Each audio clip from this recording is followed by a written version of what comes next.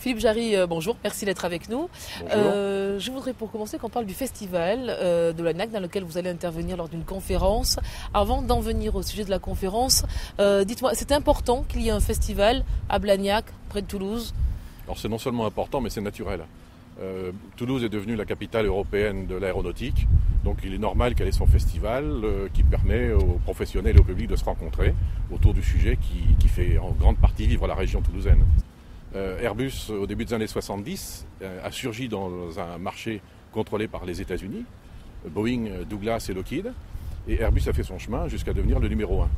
La question qu'on doit se poser aujourd'hui, c'est est-ce que Boeing et Airbus vont rester tous les deux comme ça en tête sans être vraiment challengés? Il faut s'interroger sur la montée en puissance des Chinois, des Russes, des Canadiens et des Brésiliens. Il faut se poser la question, est-ce qu'ils n'ont pas maintenant certaines chances de prendre une part de notre marché?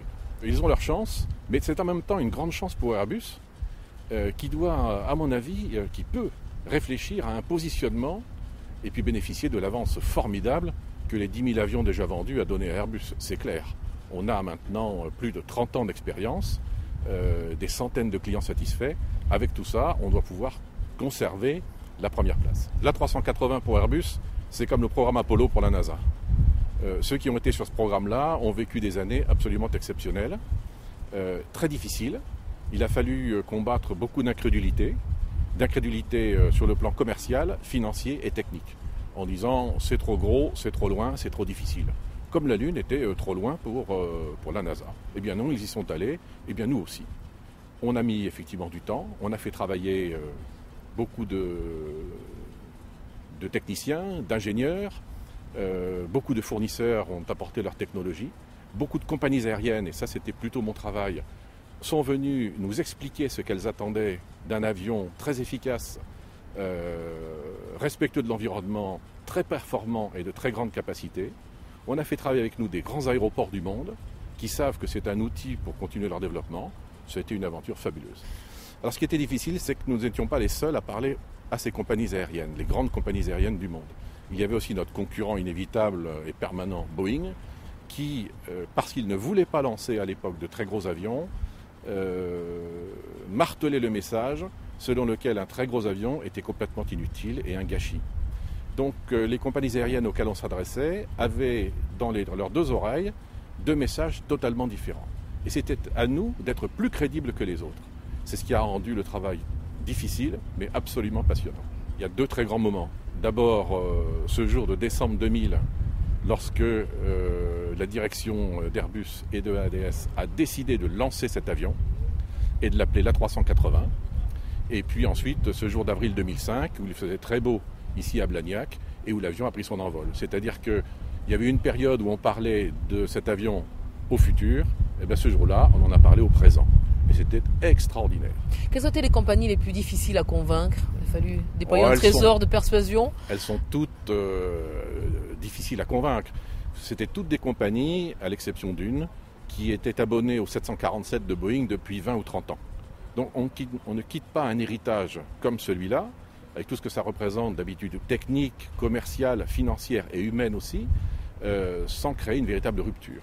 Donc vous avez des compagnies comme Singapore Airlines, Qantas, British Airways, qui est Air France, Lufthansa, qui connaissaient le 747 par cœur et qui avaient tout à apprendre de la 380.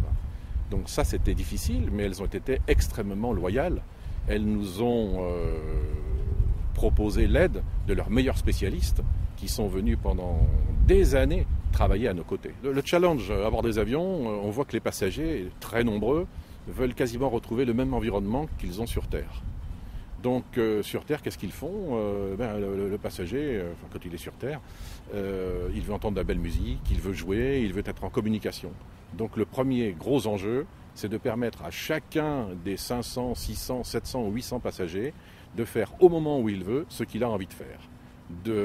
D'être en communication avec sa famille ou son bureau ou autre chose, faire des réservations, regarder des films, écouter de la musique, préparer son vol suivant, préparer son arrivée, ce qui techniquement demande une capacité électronique à bord de l'avion phénoménale. Ce qu'on veut aussi, c'est donner le maximum de volume disponible aux passagers Et là, on a un challenge très difficile à régler qui est autoriser les passagers à bouger, alors qu'en l'air, on préférait que les passagers ne bougent pas trop. Donc on est en train toujours de jongler avec cela en proposant des zones vie où le passager peut quand même aller se rendre, d'autres aménagements de bars, de fauteuils semi-debout, de façon à aussi proposer aux passagers de quoi s'exercer un petit peu. Alors certains ont parlé de petites salles de gymnastique ou autre chose. Ça dépend en fait de chaque compagnie aérienne. Oui, parce que ça prend de la place, donc place, moins de passagers à l'intérieur. Moins de passagers, donc aux compagnies aériennes de faire leur bilan, ça leur appartient. Nous, on fixe les limites en volume et en masse, et puis aux compagnies aériennes de trouver le produit le plus percutant. Merci beaucoup, Philippe Jarry, et à bientôt. Merci beaucoup.